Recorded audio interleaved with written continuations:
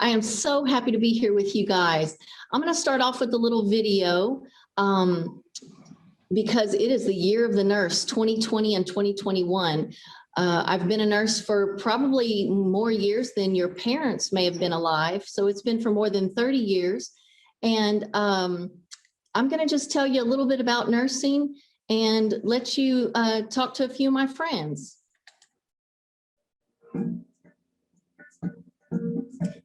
Can you hear that okay? You may want to raise the volume just a bit. Is there canceling out? Hang on one second. Is there like an optimizing the screen that I can do? See on the left, right there, go ahead and a little bit more to the left where it says volume control. Yes, ma'am. Okay, so it's up 100%. I know that on WebEx, we have kind of an optimizing for any video. Do we have that with Zoom? I apologize, I don't see that right now. You would be running that. You have the controls over it. Okay, well. Educators, just please, if you could raise the volume up, and I will, if you need to do closed caption, there is a capability down at the bottom, and we have that for you. Okay, so I pressed on that, so hopefully it will. Okay, we're going to run this, and I hope that you guys can hear it.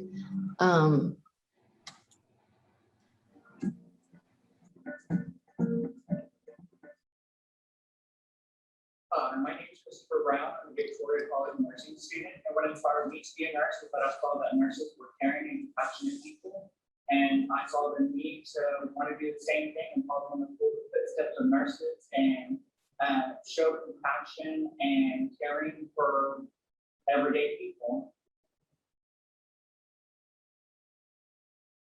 Hi, I am Dina. I'm a student, nursing student in Victoria College.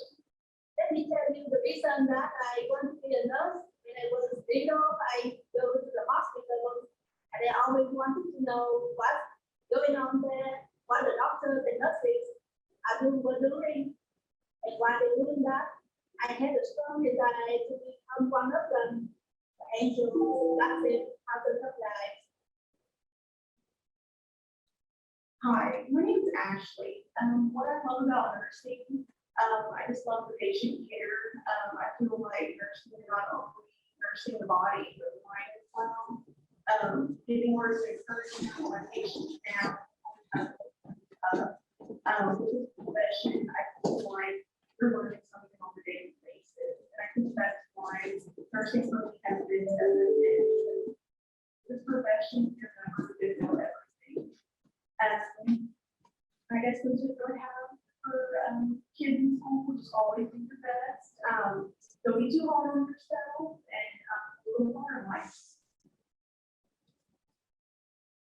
Hi, I'm Brady. I've been a nurse for 21 years and I've worked in the ER. I've also done other nursing for travel, operating room, med surge, different departments. I believe that nursing, you're able to coordinate in different fields, kind of broaden, your career choices. You don't have to just be limited to one, I guess, field.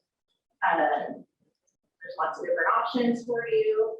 It's also been very rewarding, often challenging, but very rewarding because you get to help your patients and their families and develop, relationships with our coworkers, patients and their families. So it's been very rewarding the last 21 years.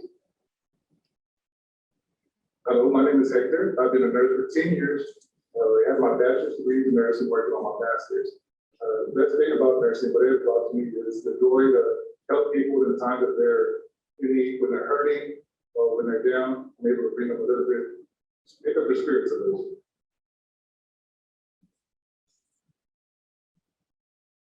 Hi, my name is Deidre Lahedney. I have my master's degree in nursing, and currently what I do is I'm an instructor of nursing. So I teach nursing today and the LPN perspective and teach them to grow up into nurses that can go out there and care for our community.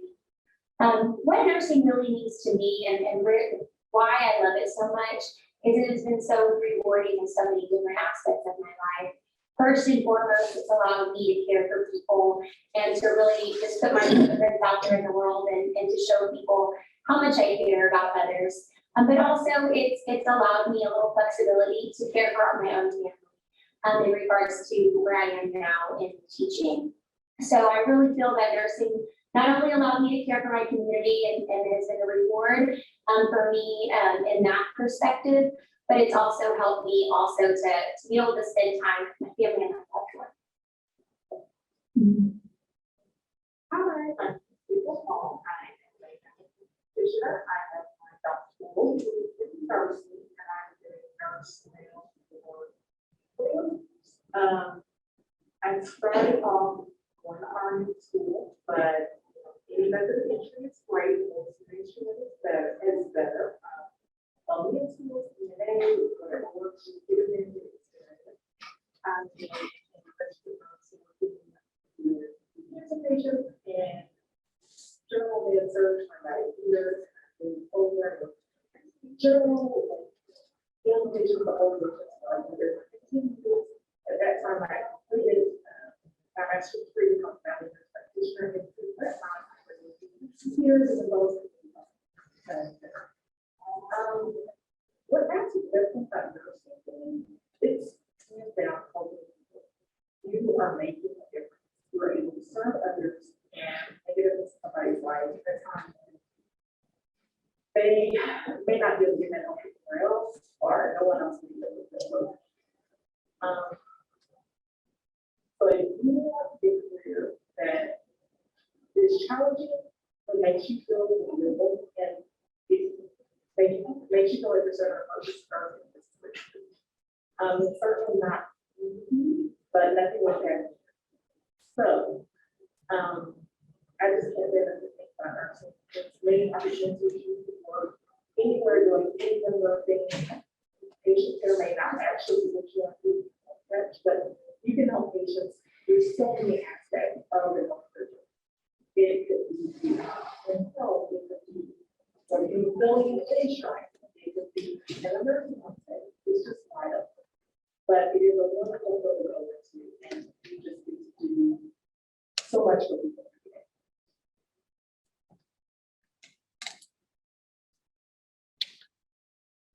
Okay, can y'all see, this is my friend here, Mr. Bones. So I'm gonna scoot Mr. Bones out of the way. And I don't know if y'all can see me okay. If I try to look, then I'm not sure. But hi there, my name is Michelle Hall. And like I said before, I've been nursing for quite a long time. And one of the things that I'd like to ask you guys is, did you notice anything that any of the people talking had in common? Is there anything that you can think of that they might have all in common? So I don't know if anyone can chat in to give an answer, and maybe Ms. Garza can help me out with that.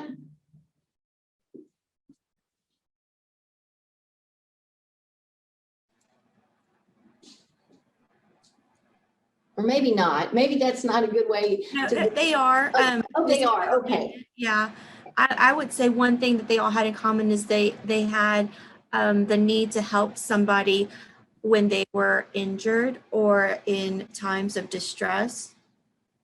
Absolutely. I tell you, every single one of the people on that screen, they have a huge heart and they're compassionate and caring. And that's one thing that you absolutely need in this field.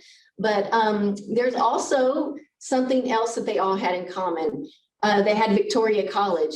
So you can see that whether it doesn't matter what age you are, what you look like, if you're tall, if you're short, anything like that, it really doesn't matter. We take all people at Victoria College, and they can help you become a nurse if that's something that you want to do. If helping people is something that you're excited about, then I think that this field will definitely pique your interest. But what I'd like to do is kind of show you a little something. I know that it can be a big, scary world with the pandemic, and y'all all had probably a little taste of wearing masks and social distancing and all of that kind of stuff. But I'd like to talk to you a little bit about how nurses view things. So I'm going to go ahead and share my screen again, and we're going to talk just a little bit, and then I'll show you how we put our PPE on and how we take it off. So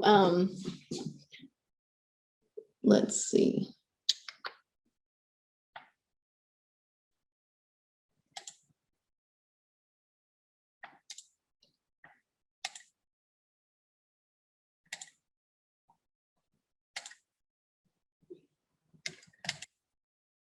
Okay, so can you see my screen okay? You need to share it. We can see Oh, a little bit behind. oh, gotcha. Okay, let's see. Thought.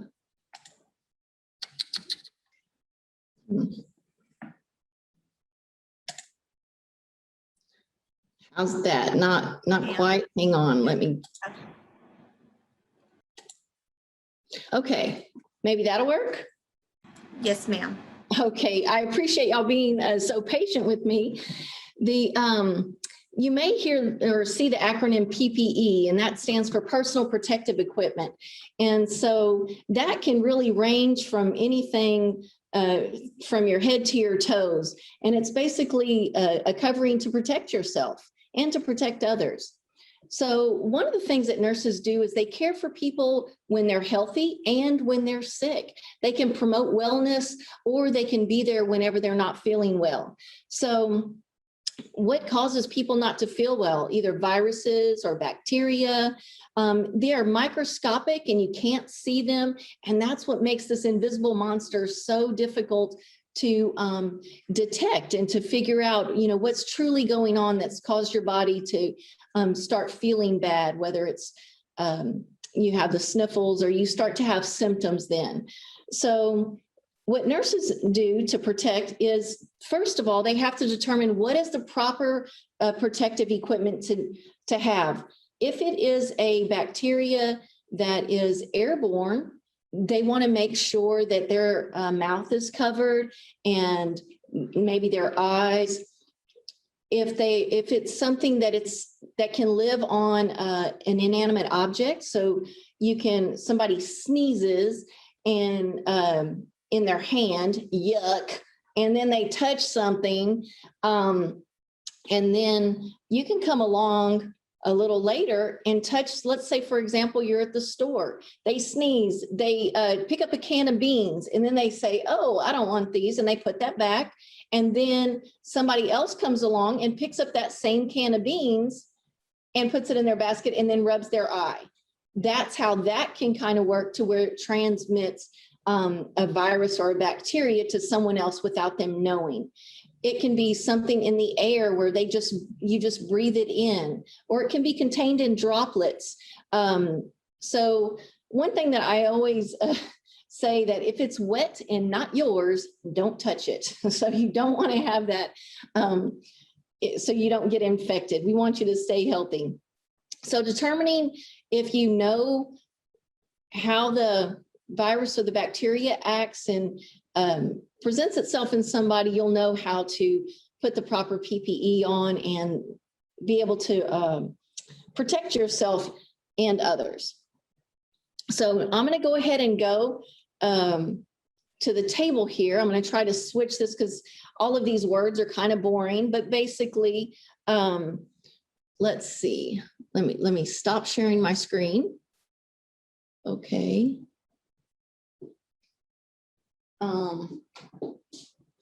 Can you see me now? I'm going to scoot Mr. Bones over. Yes, ma'am, you're good. Okay, so the first thing I'm going to do is I'm going to use antibacterial hand sanitizer, and you want to put it on every part of your hand. The hands are the first things that are going to get dirty because that's what we use to touch everything with. and you want to allow it to dry. You know, sometimes you want to rush the process and it's not quite dry and you might want to wipe it on something. Don't do that. We want you to just allow it to dry naturally, okay? So there's a proper order in putting on protective equipment, and then there's a proper order to take it off. In a special way, we take it off. So if you by chance have any of this equipment in front of you, you're welcome to put it on. If not, you can just watch me and see how I do it. So this right here is your gown. They come in many different types. Sometimes they're plastic, sometimes they're paper. And basically, when you put on your gown, you will tie it at the top. What I like to do is I actually tie it in front of me. I mean, I'm not that great. And then I slip it over my head. It just makes it a little bit easier. And then you want to tie it at the waist. And I always use a bow because I want to be able to just take it off very quickly with one little, pull. The other thing is we're going to then put our mask on. So our mask are next. Now, you want to make sure there's all different kinds of masks. There's some that seal all the way around. This right here is a surgical mask, and we want to make sure that it's actually very close and tight to the nose. So you usually have to pinch it in right here, and you want it to kind of fit around your face. Now, sometimes this comes where the mask and the goggles are connected. It might have a face shield. I don't have that, so I'm going to put these on. I know they look so fancy.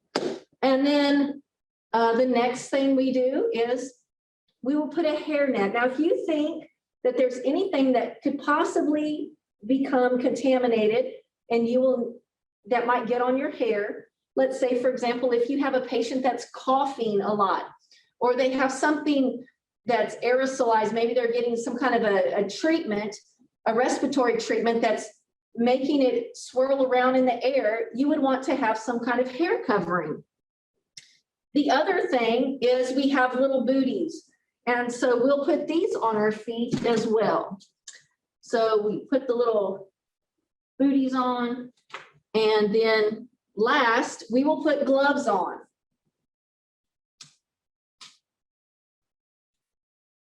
Now with the gloves, I like to make sure that it meets it goes over the gown. And some gowns will have like a little, you can create a little hole, or you can have that there so that it holds it to cover your wrist. And then we're going to put this on. Ta-da! So that's how we put on PPE. Do you have any questions about that? Was I going too fast?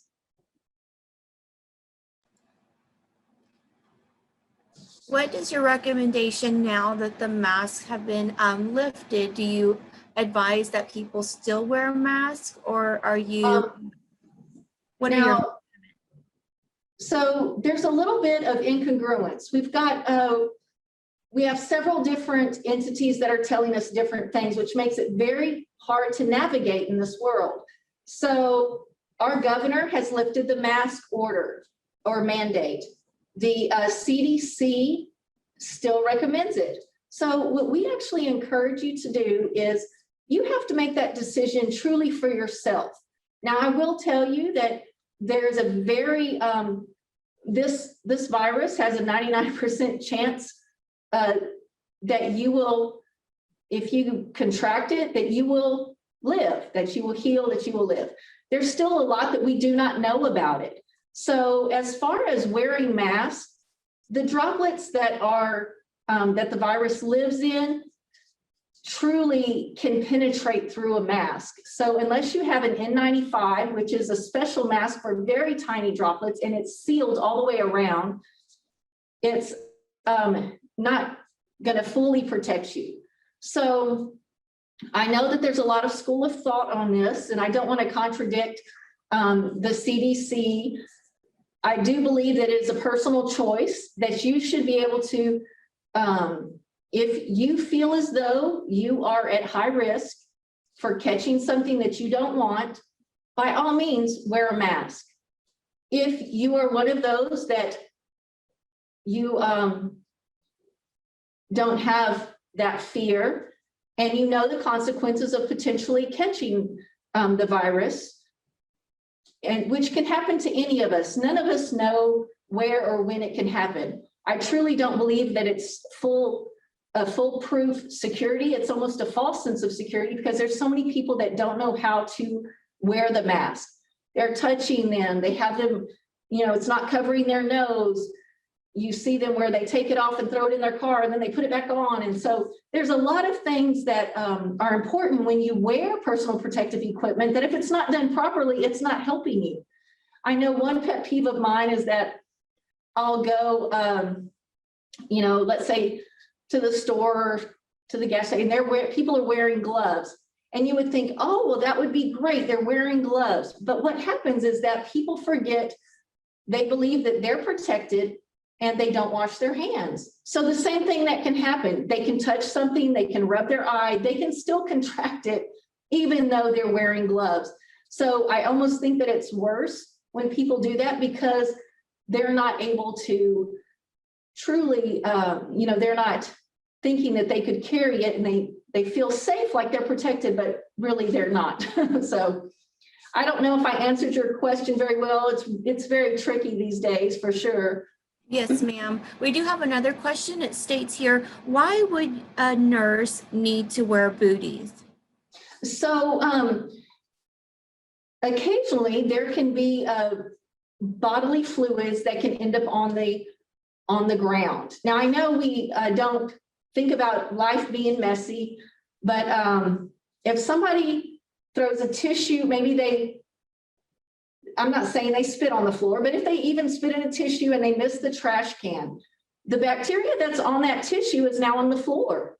So you wouldn't want to step there and then you go into another patient's room that could be at risk for getting some kind of infection. You wouldn't want to carry it around with you. So that would be one reason why, is that you could end up transmitting, like taking pathogens or bacteria from one place to another.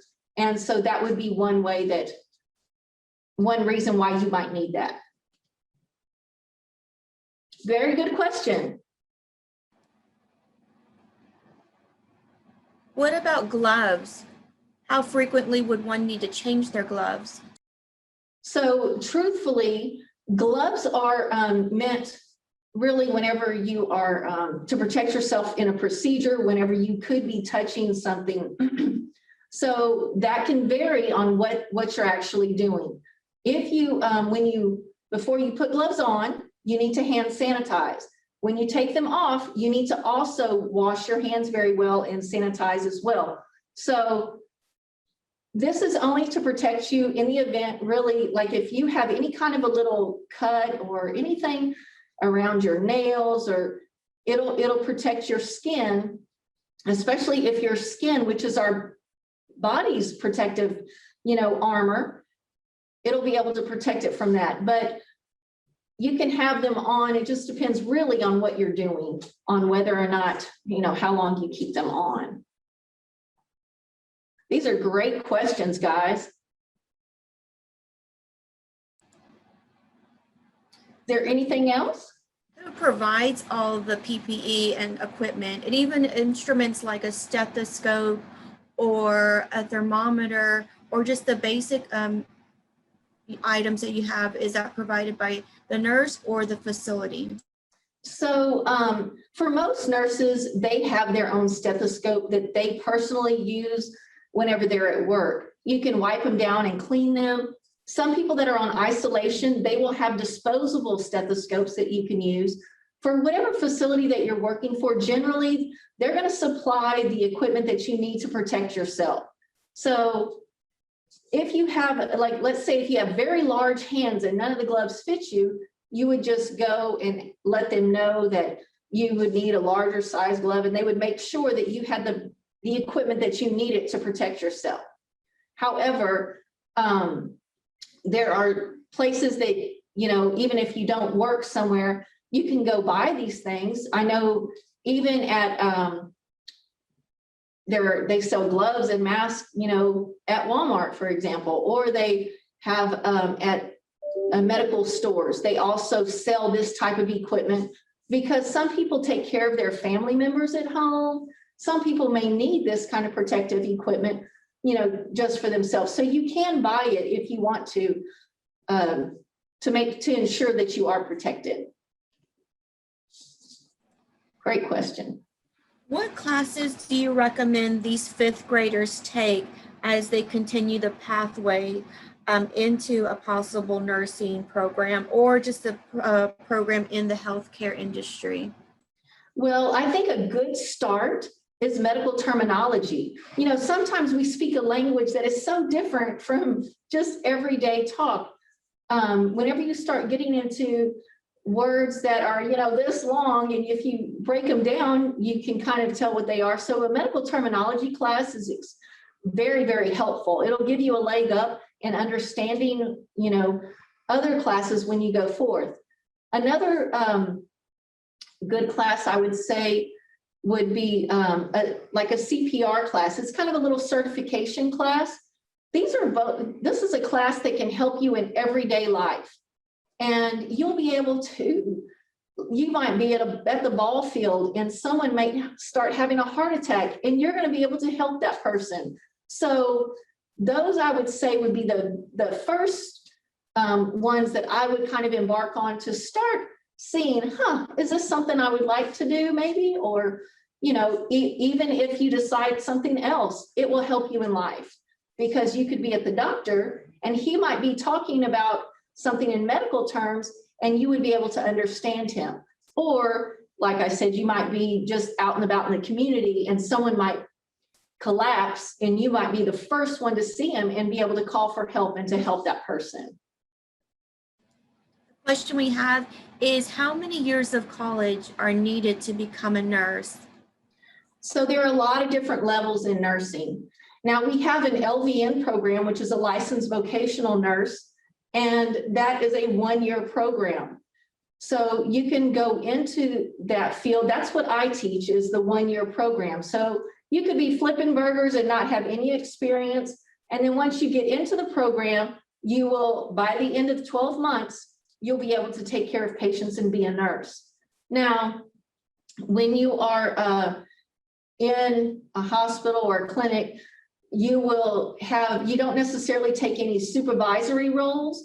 For the most part, the registered nurse will do that. So you can continue to go to school, and usually after probably, there are quite a few prereqs, maybe a year's worth of prerequisites, then you have 2 years in the actual program. So you can be an LVN, and as long as you get your prerequisites done, you can just finish off with 3 semesters and get your RN. So there are a lot of different pathways you can take. And I know at the college, they try to do what's best, for your situation as far as how you want to go about it. Now you can continue to go to school and get your bachelor's, which is a 4-year degree. You can get your master's, which is 2 more years, or even your doctorate, which is the last lady that spoke. She had her doctorate, whereas the very first 2 that spoke, they were students. So you could see, you can go as far as you want to go in nursing. The question we have here is, why did you choose to become a nurse? Truthfully, I wanted to help people. I couldn't think of a better way. In fact, I was right out of high school and I was so very naive and young, because I did not have really any experience. I guess fortunately, I didn't have a lot of people that were ill in my family at that time, or I hadn't really been around them. And I really thought the worst thing we did was give shots, or the scariest thing. But really, it was so, every day I was learning so much, and it was something I could stay active in. I didn't have to, it wasn't just reading out of a book. We had hands-on where we were practicing and we were doing, and I never have a dull day at work. I also do part-time in an emergency room, and it is very worthwhile and fulfilling. I am just so excited. I'm excited also teaching and sharing the knowledge that I have, because I get to see people grow and then they can also help other people. So this has been the best career, basically because I truly want to just help others. Can you explain the differences of the departments within a hospital from a nursing perspective? Sure. So there are, within a hospital, a lot of times you might start out in the emergency room. Something happens where you didn't plan on going to the doctor, but maybe you fell out of a tree and you broke your arm. So you go to the emergency room and you'll have emergency room nurses there as well as a doctor to help get you bandaged up. Now, they can do a couple of things. They will get you fixed up and send you home, or they may admit you into the hospital. And then there's going to be a whole nother type of nurse that you're going to see on the med-surg floor. Medical surgical units, if you have a medical problem or a surgical problem where you need surgery, they're kind of divided up that way. You might also have a renal floor, meaning if you have kidney issues, the bigger the hospital, the more divisions you're going to have as far as what areas take care of what. So if you're on an orthopedic floor, that's going to be for any kind of broken bones and hip surgeries and things like that. There are cancer units and cancer floors where a lot of times they can be very vulnerable. So it just depends. There's also obstetrics or MATNEO where you have nurses that help take care of pregnant moms and babies that are being born. So there are so many different areas. There's those that just work in surgery alone, and that's their area of expertise. A lot of times hospitals are connected to clinics, and there are nurses in the clinics. There are also nurses in the nursing homes as well, and all of those patients, you know, can be admitted, you know, to the hospital. So really, there are nurses everywhere. You may even have some in your school that you know about.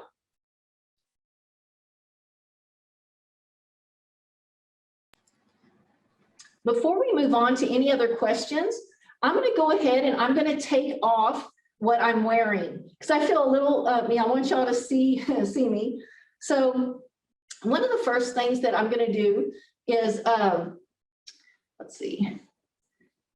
You want to take your gloves off first, and there's a special way you do that. So consider your hands to be the dirtiest. When you take off gloves, you're going to pinch it from here, and you're going to pull it off this way. Now you have a hand that's not contaminated, but I'm going to hold this glove here, and now I'm going to slide my finger underneath and pull it inside out. So now this is going to be the only, what I'm touching has been what was touching my skin, okay? Then you drop that in the receptacle. The next thing you want to do is take off your head cover. So I will go underneath like this, touching the inside of it, and then I will also remove that. The next thing that we take off are going to be shoe covers. And so once again, I will go inside the shoe cover to remove it, not touching it on the outside at all, because that's the contaminated part, or at least potentially contaminated part. I'm not as agile, so I'm going to hold on to something. And as I take those off, the next thing you want to do is you can take off your eyewear. So for some, they're disposable. Others, you can reuse them, and they may need to go in a special place. The face mask is going to be next.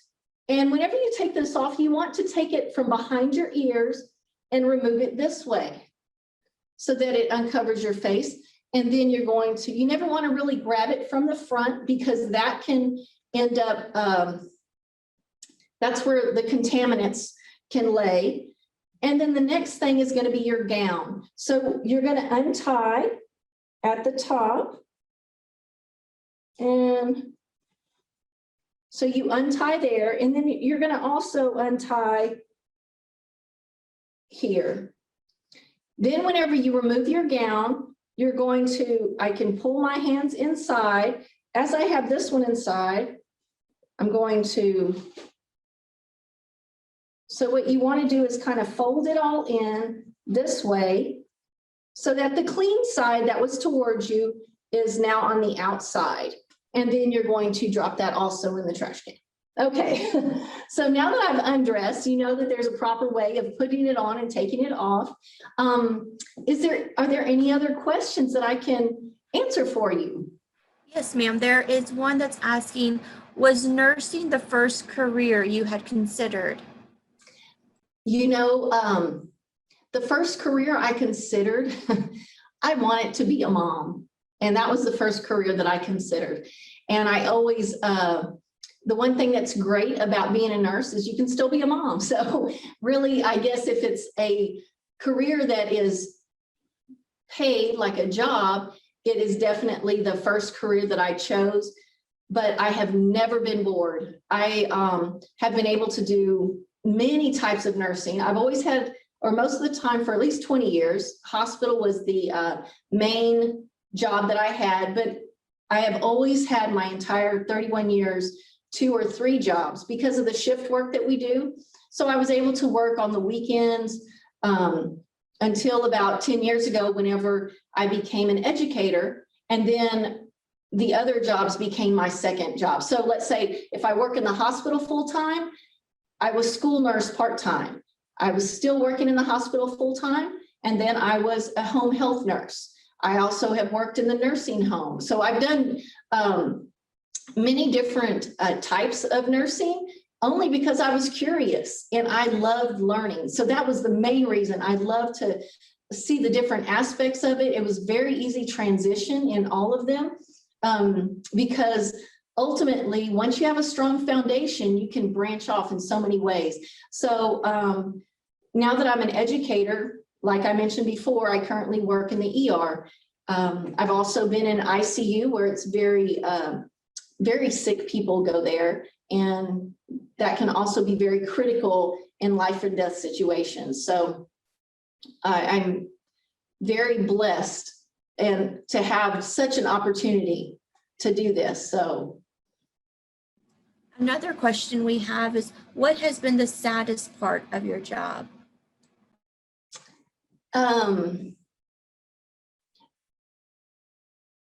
By far, the saddest part of my job is dealing with, I will tell you one of the things that really struck me early on whenever I was a young nurse. I was barely even 20 years old and they needed some help in the OB department.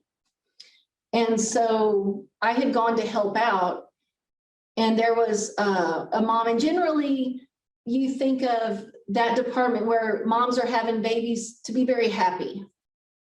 And that particular day, it turned out that it wasn't so happy because the baby ended up not living.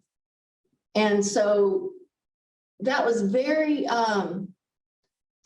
hard for me because number one, I was very young, and seeing the death of a child was just, they had a lot of genetic problems and things like that.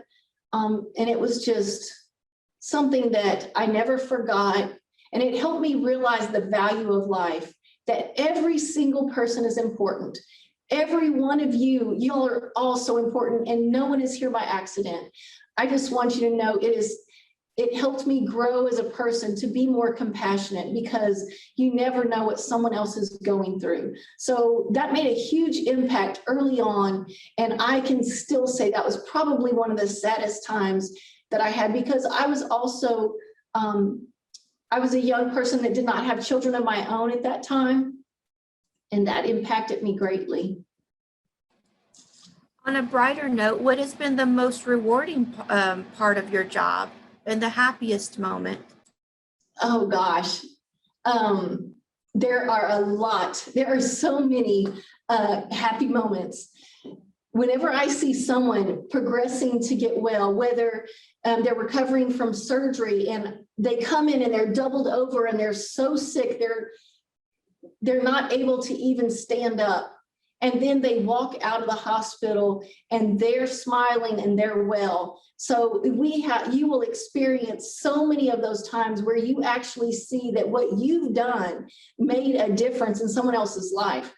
there are so many times where I've had family members and patients who are so thankful. They're like, even if someone is going through a really tough time, and you know, as much as we want to, we can't always take the hurt away, but just being there so that they're not going through it alone is huge in their life. And I know for a fact that nurses are put in this world to make a difference in other people's lives. I will tell you one that also stands out. It was a child, he was probably about your age, around 10 or so. He had asthma and really, really bad. And I had come on shift and he was having a very hard time breathing. In fact, he was struggling to breathe. And his mom was sound asleep. So I was the first one to come in and notice that he was having trouble breathing. So I immediately was able to get oxygen on him and call respiratory and call the doctor. And we were able to get him the help he needed. And even though we transferred him then to a more critical unit, I had gotten just the sweetest letter from his parents and from him on saying, you know, letting me know that his life was saved because it could have gone very differently. And, you know, you're going to have those moments too. So that's extremely rewarding. What about for a young boy who may be considering nursing? So often they get discouraged because they think it's only for girls or females. Oh my, not at all. I work with so many men in nursing and they have such an asset to bring to the table. You know, every one of us has gifts and talents, every single person. So even if you might feel that it's still predominantly a female career, we are having more and more men know that they can also help, and in all areas. And it's not only in the emergency room, in the surgical suites, on the med surg floor, in the nursing homes, in pediatrics. Men are a huge asset to the field. And I would say, please, if you at all feel any inclination toward this, look into it, because I know a lot of great male nurses who have gone very far. In fact, some of the people that were interviewed had been my students before, so they stand out for sure. Educators, at this time, do y'all have any other questions? We do appreciate everyone for logging in today. We do appreciate your time, Ms. Hall. Thank you so much for sharing with us of what it's like to be a nurse, the importance of PPE, especially during this time.